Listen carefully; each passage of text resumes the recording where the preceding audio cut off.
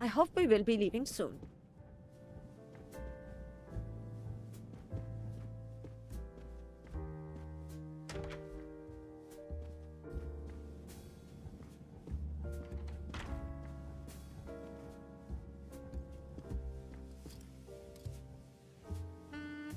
I should go and interview the passengers in the restaurant car.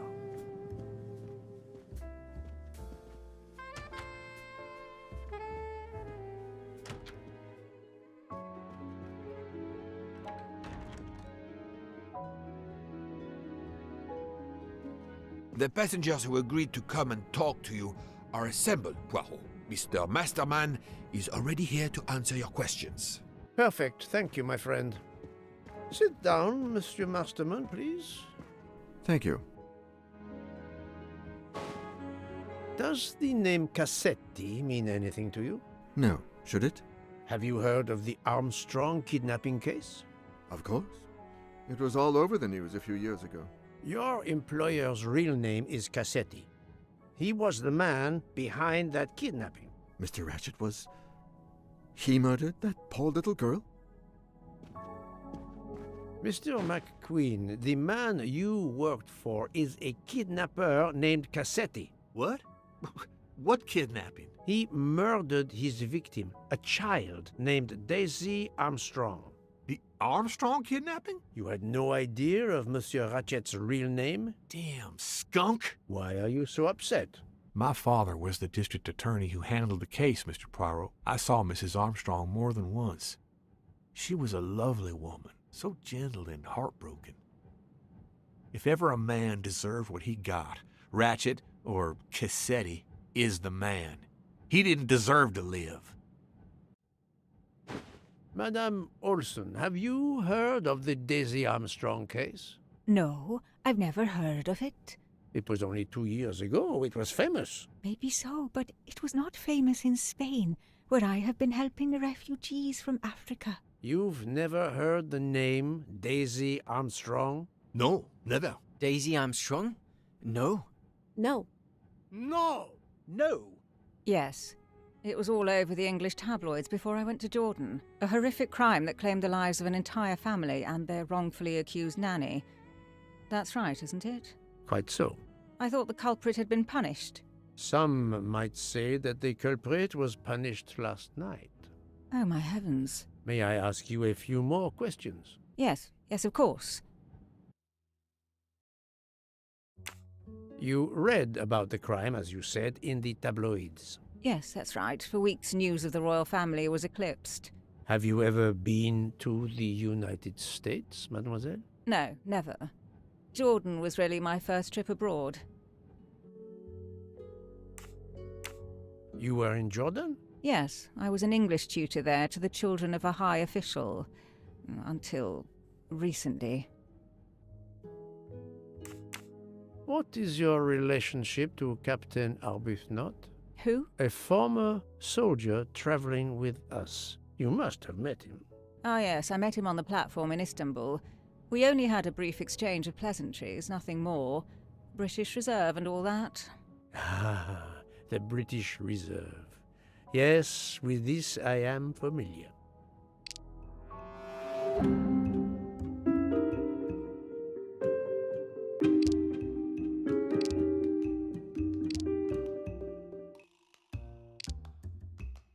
That does not prove she's lying.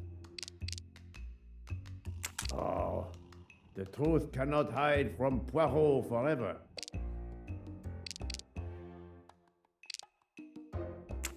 Are you sure everything you have told me is accurate, Mademoiselle Debenham? Of course.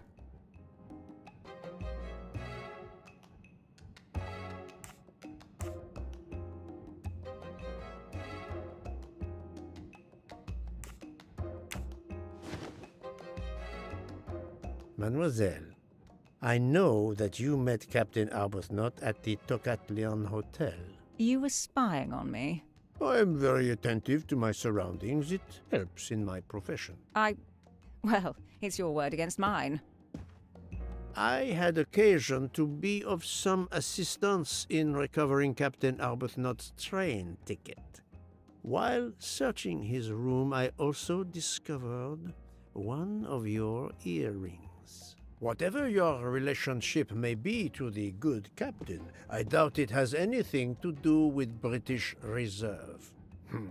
You will not tell me your secret, mademoiselle? I can't. I don't know what you mean. Poirot, Miss Debenham's got nothing to do with this business. Nothing. Do you hear?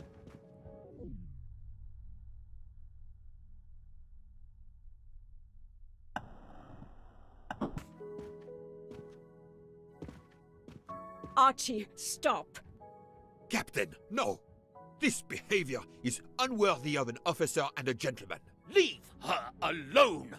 Have you no honor? Archie, we should go.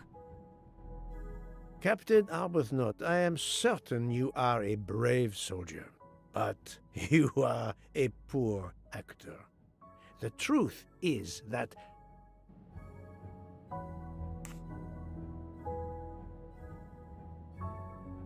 your relationship with Miss Debenham is beyond doubt, Captain. Your reaction was apparently that of a man trying to protect the woman he loves. I might understand that if your relationship were some cleverly disguised secret, but it is not. You make puppy dog eyes at one another at every opportunity. You cannot hide your love. Everybody knows. I advise you to stop with your accusations, Mr. Poirot. I'm going to escort Miss Debenham back to her compartment. Make of that what you will. The captain and Mademoiselle Debenham are obviously adamant about not revealing their relationship, but this scene convinced me there is more that is not so obvious. This murder has everyone on edge. In my 25-year career, I have never seen such madness aboard the Orient Express. I understand, my friend. The more we learn, the more perplexing this train ride becomes. But we have other clues to pursue. What do you have in mind? The broken watch on Monsieur Ratchet's wrist, for example, and the handkerchief found near the body. Who does that belong to? This little drama we have just witnessed has not put you off the scent. Far from it, my friend. Will you return to your watch over Mademoiselle Locke? Yes, I will. Dr. Constantine can probably use a break. Good. Au revoir, Poirot.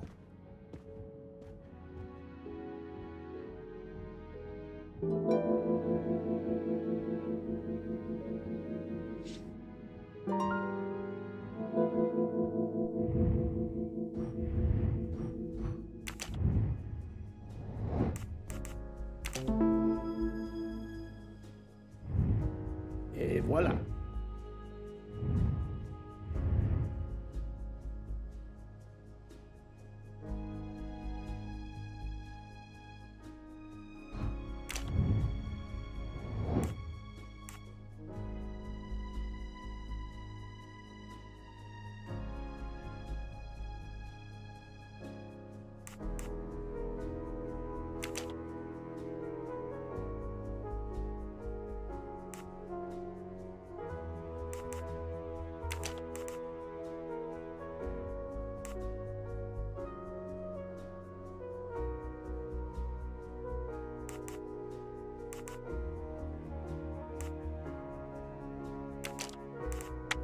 No, not good. Let me consider all the possibilities. This is wrong, but I'm never far from the truth. Let me consider all the possibilities. Yes, there are only 3 possible hypotheses. The watch has been tampered with, or it is out of adjustment, or it indicates the time of the murder. I shall explore these last 2 possibilities before reaching any conclusions. If the watch is out of adjustment, it...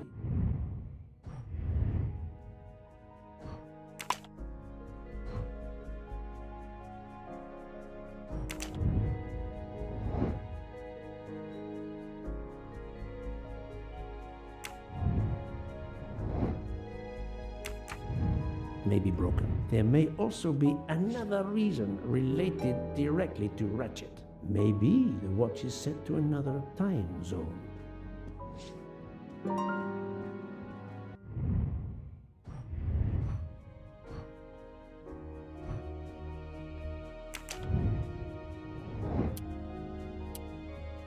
I do not think that's the right answer. This is wrong, but I'm never far from the truth. I must admit I'm not right this time.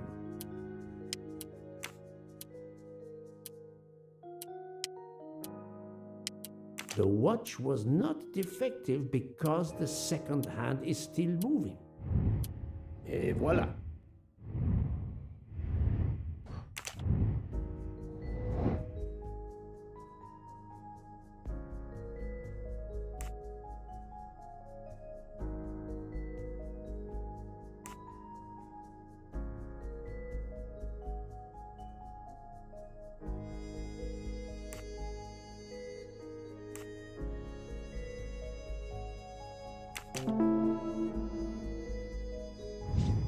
That's the right answer.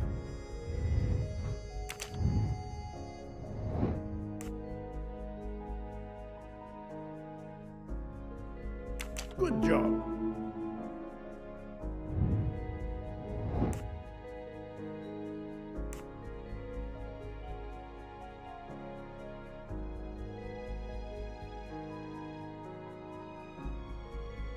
Nice. If this theory is correct, then the murder took place at 12:15 a.m. I must interrogate all the passengers to see if any of them have an alibi for this hour.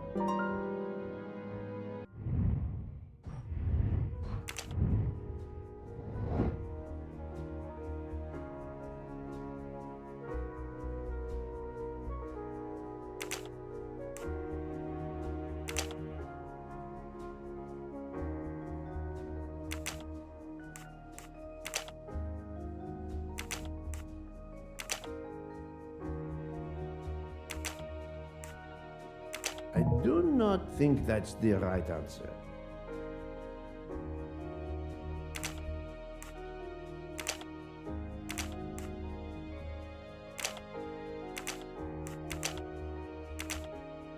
Think, Poirot. That is not a good answer.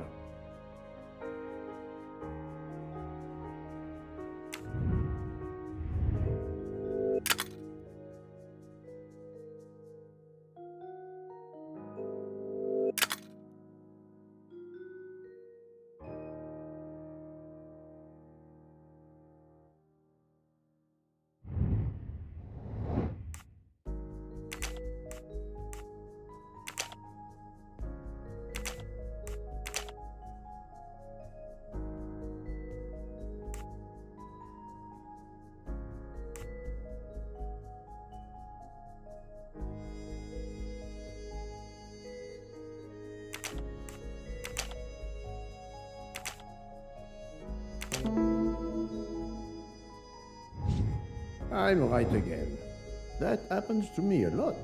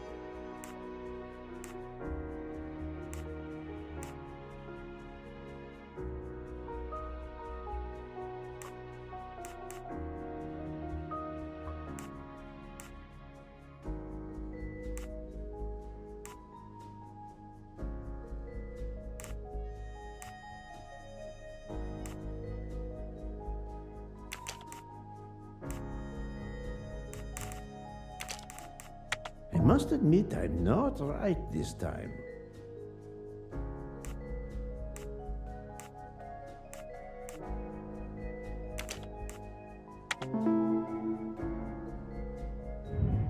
That's the right answer.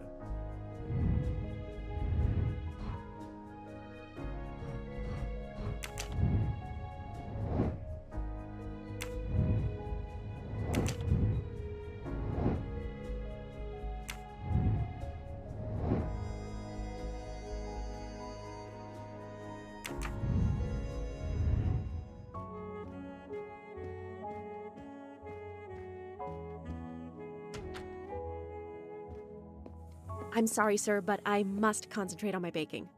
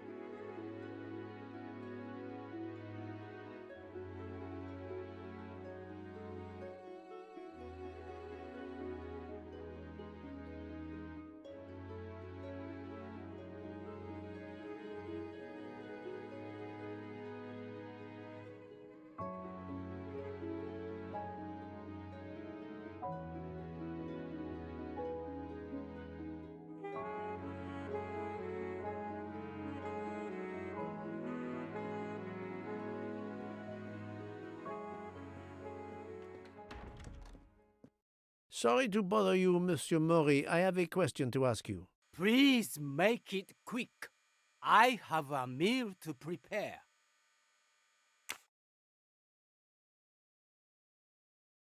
This handkerchief embroidered with an H, is it yours? No, I've never seen it before. Thank you. That is all I wanted to know. I hope your investigation won't interfere with today's menu.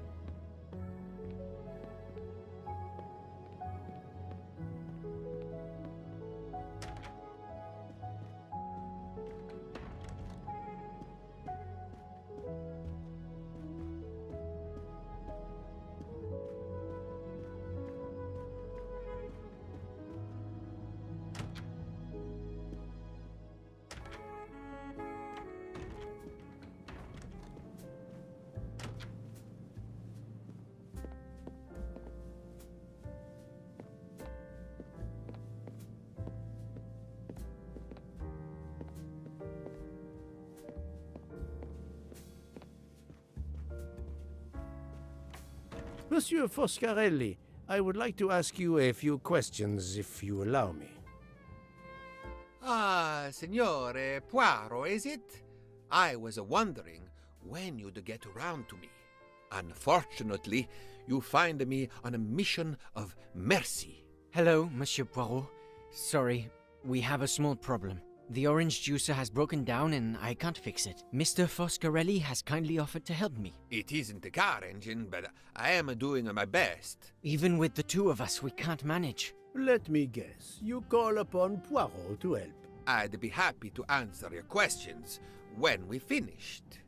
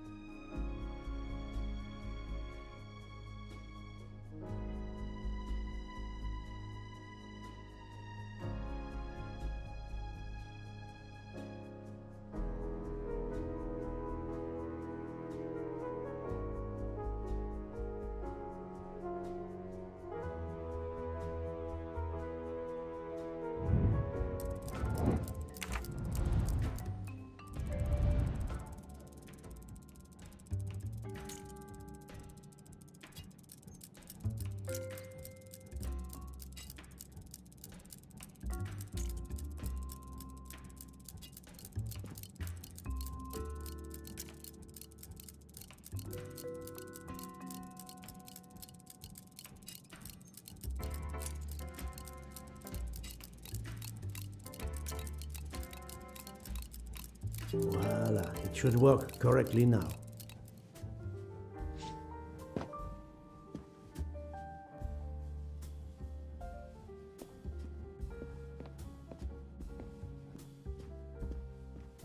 Thank you so much, Monsieur Poirot. I can put orange juice back on the menu. Bravo! I should stick to automobiles. Well, now we can talk calmly. Monsieur Foscarelli, is it? Antonio Foscarelli, delighted, Monsieur Poirot. You have, of course, heard about Ratchet's murder last night. Oh, naturally. It is all anyone is talking about.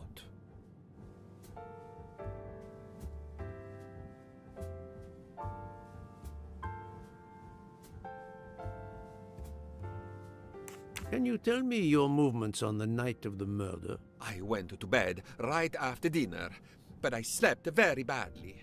My roommate, Mr. Masterman, had a toothache. Oh, he moaned all night. It woke me up several times. Did you hear anything or notice anything unusual? No, nothing that I can think of. I stayed in my bed all night. Have you ever been to the United States? Yes, it has been a primary market for our cars for the last 10 years. You remember the Armstrong case? Armstrong? The name, yes? It was a little girl. A baby, was it not? Yes, a very tragic affair. Did you know that Cassetti, the kidnapper, was actually Ratchet? Oh, no. Then he deserved to die. I mean, wouldn't you agree? Well, thank you, Mr. Foscarelli. I'm sorry I couldn't help more, Signore. I remain at your disposal if you should need me.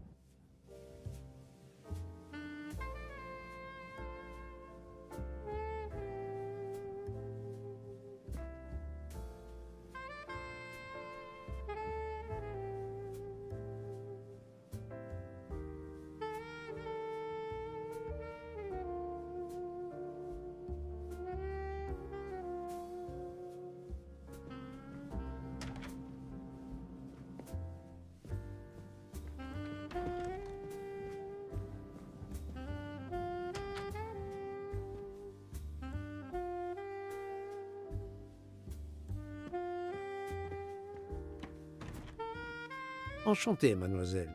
You are Hildegard Schmidt? I am, Herr Voll. And you, I know, are Herr Poirot. Correct. May I ask you for a few minutes of your time to answer a few questions? With pleasure, but first may I ask for your help? Why does this not surprise me? I don't know. I am at your service, Fraulein. My mistress, Princess Dragomirov, has asked me to open this traditional Matryoshka doll. There is a trinket inside she must retrieve. Madame, in my experience, each Russian nesting doll simply pulls apart to reveal the next one inside. Indeed. Yet try it for yourself. As you wish. Ah, you are a gentleman.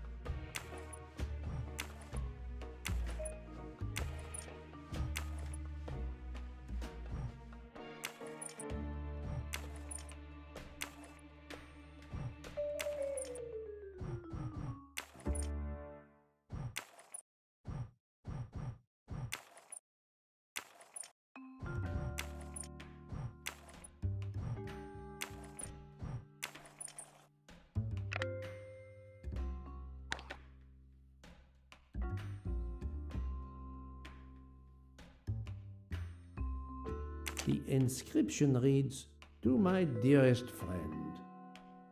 Oh, thank you very much. This doll reminds her of her youth in Russia. It was very hard under the Soviet regime, but thanks to her strength of will, she rose to be the head of a museum of antiquities in St. Petersburg. Even though she now lives in Berlin, it is said that the Kremlin still fears her.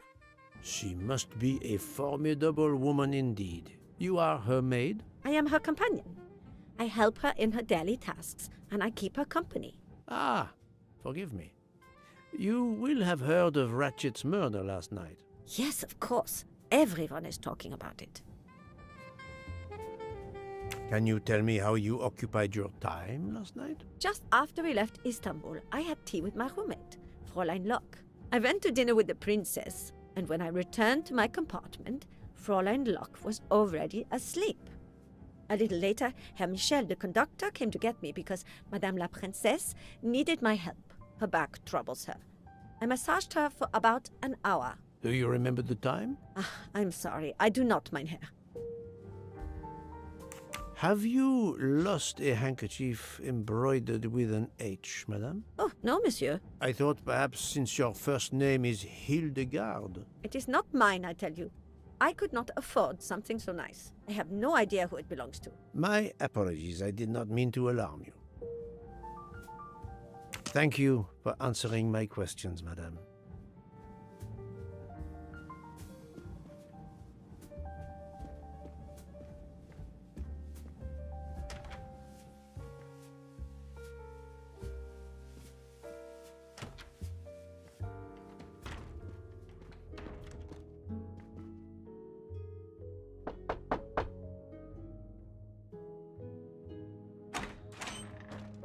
Monsieur, I am Hercule. I know who you are, Monsieur Poirot. What do you want? Answers to a simple question or two. All right, but quickly. My wife is quite ill. I would like to stay by her side. I promise. First of all, I imagine you know about the murder. Of course. The Countess is terribly distressed. Your full name? Rudolf Adreni. Your home is? Budapest. And how do you come to be aboard the Orient Express? I am a Hungarian diplomat. My family has represented our homeland since the revolution from the Soviet Union in 1956. I was on my country's business in Istanbul. Business which I cannot discuss. And your wife often accompanies you on your diplomatic missions? Yes, and why not? Was there anything else you wanted to know?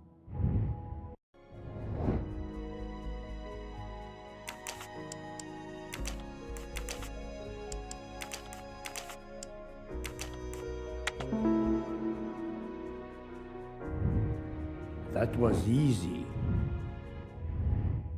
Can you tell me how you spent last night? I was in our compartment with my wife. She went to bed early. I played a video game on my phone. Around 11 o'clock in the evening, my wife woke up and couldn't get back to sleep. She took a sleeping pill. As for me, I went to bed soon after that and slept straight through until morning.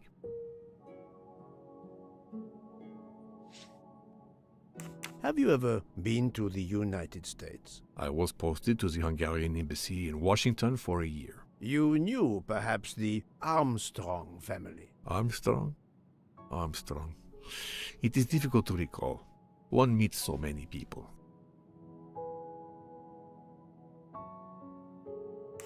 It was the kidnapping of a child, a very sad affair.